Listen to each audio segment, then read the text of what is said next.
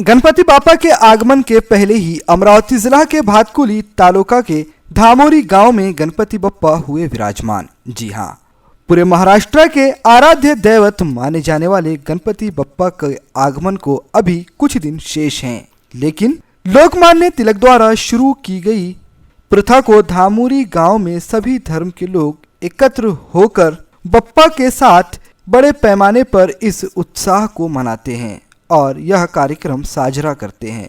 मतलब गणपति बापा की स्थापना गांव के हनुमान मंदिर में सार्वजनिक तौर पर की जाती है।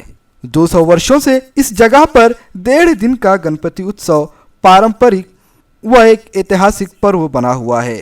पहले ग्रामीण भागों में स्कूल नहीं हुआ करती थी, कहीं कहीं अगर स्कूलें हुआ भी करती थी तो वह भी रात को। इसी दौरान स्कूल में पढ़ाने वाले एक गुरुजन ने नाग पंचमी के दिन विद्या के दैवत के तौर पर सार्वजनिक तौर पर 1.5 दिन के गणपति की स्थापना की थी। तब से लेकर आज तक उसी तरह सार्वजनिक उत्सव मनाया जाता है। यह जानकारी गांव वासियों द्वारा दी जाती है।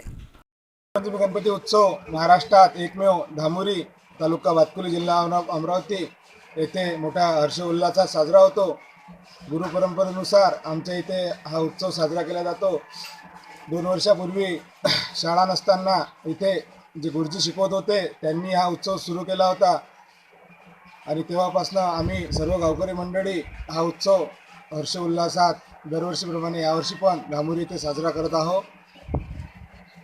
हा गणपती नवसाला पावणारा गणपती आहे, त्यामुळे इथे भाविक भक्तांची मोठ्या प्रमाणात दरवर्षी इथल्या गर्दीत वाढ होत आहे। यावर्षी बहुसंख्येनं भाविक भक्त पूर्ण जिल्ह्यातून धामोरी येथे उपस्थित झालेला आहे व प्रत्येकाने दर्शनाचा लाभ घेतलेला आहे।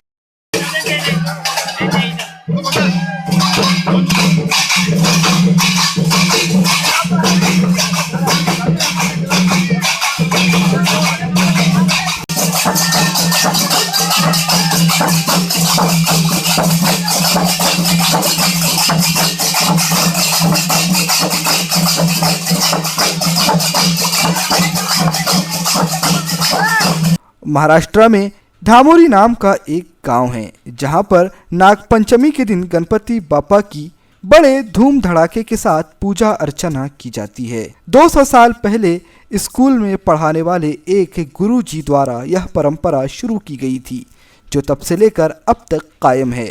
की हा जो गणपती आहे या गणपतीच्या स्थापनेला काहीतरी 2 वर्ष झाले असतील असं लोक सांगतात। आणि मग मी त्या निमित्तानं ह्या कार्यक्रमाला मी आणि माझी पूर्ण फॅमिली दरवर्षी आम्ही ह्या कार्यक्रमाला येत असतो। असं निरंतर म्हणजे ह्या सगळ्या गोष्टीला 28 वर्ष साधारणतः झालेले आहे। आणि कसं आहे की आजूबाजूचे सगळे खेडे विभागातले सगळे लोक म्हणजे भाविक भक्त लोक या कार्यक्रमाला दरवर्षी येतात। आणि ज्या मुलींचे वगैरे लग्न झालेले आहेत बाहेरगावला गेल्या त्या मुली पण आपले त्यांचे फॅमिल्या वगैरे घेऊन या कार्यक्रमाला येतात। अशा प्रकारचा मोठा हा उत्सव असतो। VCN न्यूज़ के लिए भातकुली से गजानन खुपे की रिपोर्ट।